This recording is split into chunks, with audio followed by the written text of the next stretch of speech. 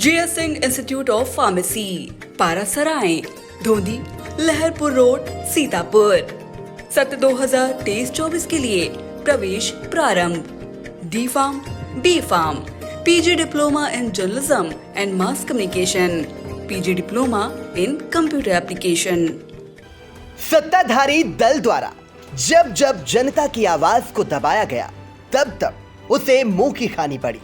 तत्कालीन कांग्रेस सरकार ने जन भावनाओं को दरकिनार करते हुए इमरजेंसी लागू कर लोकतंत्र का गला घोट दिया था, जिसका खामियाजा उन्हें उस समय भुगतना पड़ा जब जनता ने चुनाव में उन्हें सत्ता से बेदखल कर दिया। बात उस समय की है जब आज से 48 साल पहले यानी 25 जून 1975 को तत्कालीन कांग्रेस सरकार ने आपातकाल लागू कर दिया था। उस दौरान लोकतंत्र की बहाली के लिए समाज के तमाम लोग बढ़ चढ़कर आगे आए। हालांकि इस दौरान उन्हें तमाम तरह की यातनाएं झेलनी पड़ी और जेल भी जाना पड़ा। लोकतंत्र सेनानी दिवस की पूर्व संध्या पर आई इंडिया के हरगांव संवाददाता अनूप रस्तोगी ने हरगांव के सेखुआपुर निवासी लोकतंत्र सेनानी कल्याण समिति उत्तर प्रदेश के प्रदेश अध्यक्ष राम सेवक यादव से बात की। आप भी सुने वह क्या बोले। 48 वर्ष पहले देश में जो लोकतंत्र पर कुठाराघात हुआ, उस लोकतंत्र को बहाल करने में जिन लोगों ने संघर्ष किया, यातनाएं सही, जेल गए और देश में फिर से संविधान को लागू कराने का काम किया, ऐसी ही एक शख्सियत हमारे हरगांव में रहती है, जो लोकतंत्र सेनानी कल्याण समिति उत्तर प्रदेश के प्रदेश अध्यक्ष हैं, जो हरगांव के सेखुआपुर माहिमपुर गांव के रहने वाले हैं। वो श्री राम सेवक यादव जी आज हमारे साथ में हैं। कल लोकतंत्र सेनानी दिवस है, तो इस मौके पर आइए हम उन्हीं से जानते हैं कि इन्होंने लोकतंत्र बहाली में क्या क्या संघर्ष किया, कितनी यातनाएं झेली और क्या जो है उन्होंने उस समय सहा है, कितनी पीड़ा सही है, ये हम उन्हीं से जानते हैं।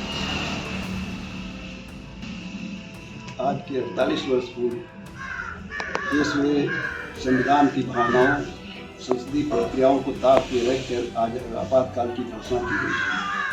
ये इंदिरा गांधी को जयप्रकाश नारायण द्वारा चलाए जा रहे उनके शासन के भ्रष्टाचार के विरोध आंदोलन का जवाब था। चुनाव याचिका हार जाने के बाद इंदिरा गांधी ने ये अमर्यादित, असंसदीय और उच्छृंखल आचरण था। आपातकाल लगाने के तत्काल बाद उन्होंने देश में समस्त विपक्षी पार्टियों के जनप्रतिनिधियों, नेताओं, सांसद, विधायकों और कार्यकर्ताओं को ढूंढ करके जेलों में डाल दिया। मैं भी उस समय एक संघ कार्यकर्ता था। मेरी भी गिरफ्तारी 2 सितंबर 1975 को की गई। मैं एक विद्यालय में शिक्षक था। जेल में जाने के बाद हम लोगों के हमारे अन्य साथी सीतापुर की जेल में भी लगभग 150 के ऊपर साथी थे। सभी संभ्रांत परिवार के लोग, संभ्रांत लोग थे। इस बीच में तमाम लोगों के बेटी और बेटों की पढ़ाई छूट गई, किसी की नौकरी छूट गई, किसी के पिता और माँ की मृत्यु के बाद उन्हें जमानत नहीं दी गई और इस तरह से हम लोगों को सहन करना पड़ा। हमारे साथी उस समय देश में लोकतंत्र बहाली का थे और जैसे ही जेल से लोग बाहर आते थे, उस समय भी लोगों में भूमिगत रह करके लोगों का मनोबल मेंटेन कर रखना और लोकतंत्र बहाली के लिए लोगों में जागरण बनाए रखना, यही हम लोग काम करते हैं। हम आपसे ये जानना चाहेंगे कि इस समय प्रदेश में कितने लोकतंत्र सेनानी इस समय हैं और साथ ही ये भी जानना चाहेंगे कि सरकार आपको क्या क्या सुविधाएं दे रही है और आप सरकार से क्या अपेक्षा रखते हैं। इस समय देश में, जिस समय हमारे प्रदेश में 4725 के लगभग लोकतंत्र सेनानी हैं। पिछले वर्ष 4985 थे। आज इनकी आयु, ये सब 70 और 100 वर्ष के एज के ग्रुप के लोग हैं। धीरे धीरे इनकी संख्या बड़ी तेजी से घट रही है। सरकार हम लोगों को 20,000 रुपये मासिक सम्मान राशि के नाम पे पेंशन दे रही है।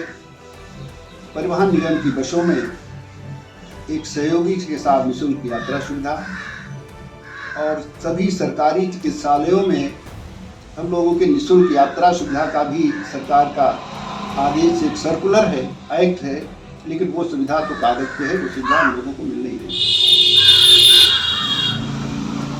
हम लोगों की मांग है सरकार से, और इस संविधान के भी एक पैरा में स्पष्ट है कि जब शासन की गलती से किसी नागरिक की कोई क्षति पहुंचती है तो उसे क्षतिपूर्ति पाने का अधिकार है। आपातकाल के दौरान हमारी बेटी बेटों की पढ़ाई छूटी, किसी हमारे साथी की नौकरी छूटी, जिसकी भरपाई के लिए 1977 में बनी जनता पार्टी ने हम लोगों के आश्रितों को और जो नौकरी लायक थे, हमारे छात्र नेता बन थे, उनके लिए सरकारी सेवाओं में आरक्षण देते हुए उसे स्वतंत्रता सेनानियों के कोटे में समायोजित किया था। लेकिन जनता पार्टी की सरकार जाते ही जिसे कांग्रेस आए उन्होंने समाप्त कर दिया। हम लोग बराबर सरकार से मांग कर रहे हैं, सभी मांग कर रहे हैं, बराबर पत्र लिख रहे हैं कि हमारे जो आश्रित हैं, हम लोकतंत्र सेनानियों के प्रदेश भर में, उनके आश्रितों को सरकारी सेवाओं में 2% का आरक्षण दिया जाए, जिससे उस क्षतिपूर्ति हम लोगों को हो सके किसी हद तक। तो आपका कहना है कि जो है इनके जो साथी हैं उनके बेटी बेटों की पढ़ाई नहीं हो पाई और पढ़ाई ना होने के कारण बहुत से लोग नौकरी से वंचित रह गए। तो इनकी सरकार से एक बहुत बड़ी मांग है कि इनके जो आश्रित हैं वो चाहे पुत्र के रूप में हो चाहे पोते के रूप में हो, उनको जो है सरकारी सेवा में कहीं ना कहीं 2% आरक्षण देकर उनको जो है समायोजित करने का काम किया जाए। और साथ ही ये भी आपसे जानना चाहेंगे कि कल लोकतंत्र सेनानी दिवस है, उस दिवस पर आप क्या कार्यक्रम कर रहे हैं, उसके बारे में भी जरा बताएं। कल आपातकाल की 48वीं वर्षगांठ के ऊपर हम लोग प्रति वर्ष अपने सभी लोकतंत्र सेनानियों को बुला करके आपातकाल की यादों को ताज़ा करते हुए लोकतंत्र के सशक्तिकरण के लिए निर्णय लेते हैं।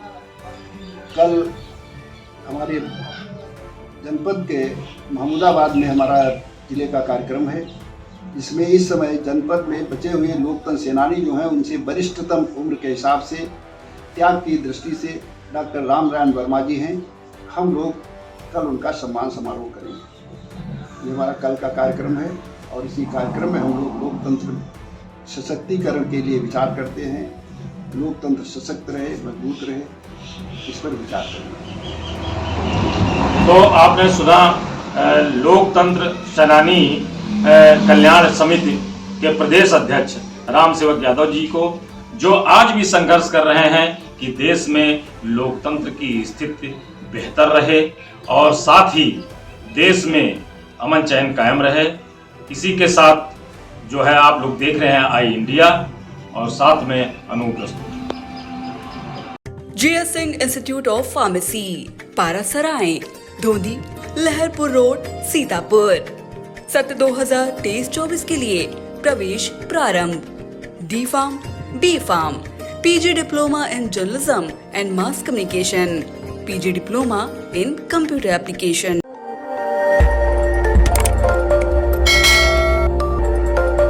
खबर आपकी, नजर हमारी। देखते रहिए आई इंडिया।